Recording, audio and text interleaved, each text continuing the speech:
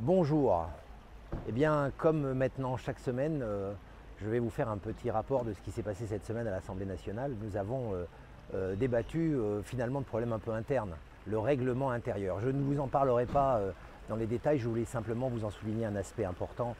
La France insoumise a proposé de supprimer de l'Assemblée nationale, de faire sortir de l'hémicycle le drapeau européen. Drapeau européen qui représente cette liaison très particulière qu'a la France avec l'Europe. À une écrasante majorité, d'ailleurs transpartisane, cette proposition a été rejetée.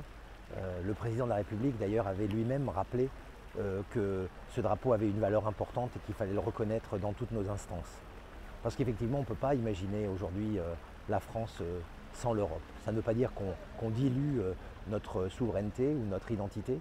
Ça veut dire tout simplement que les économies de demain, les mouvements qui permettront de développer une économie et donc de l'emploi sont continentaux.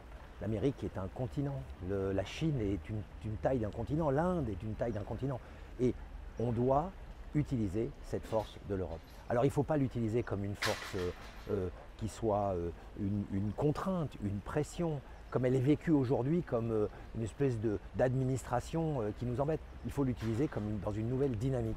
Et c'est tout le sens du discours du président de la République et probablement de grandes refondations à venir de l'Europe. Donc il faut se sentir bien évidemment français, même quelquefois on peut se sentir breton, on peut se sentir corse, on peut se sentir basque, on se sent français, mais il faut absolument qu'on continue à être d'une façon déterminée européen.